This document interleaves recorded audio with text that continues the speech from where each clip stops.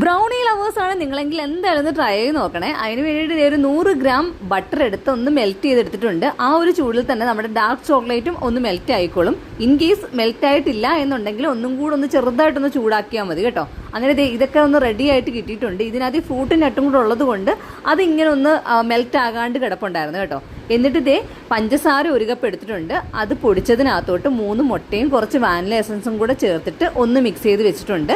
എന്നിട്ട് അത് ഇതിലേക്ക് ഒഴിക്കുക. എന്നിട്ട് ഒന്ന് മിക്സ് ചെയ്തെടുക്കുക. എന്നിട്ട് ഡ്രൈ ഇൻഗ്രീഡിയൻസും കൂടെ ചേർക്കുക. പഞ്ചസാരയൊക്കെ എടുത്ത് അതേ കപ്പിൽ തന്നെ 1/4 കപ്പ് കൊക്കോ പൗഡറും 1 കപ്പ് മൈദയും കൂടെ അരിച്ചെടുത്തതിന് ശേഷം കുറച്ചായിട്ട് ഇതിലേക്ക് ഇട്ടിട്ട് നന്നായിട്ടൊന്ന് മിക്സ് ചെയ്തെടുക്കണം.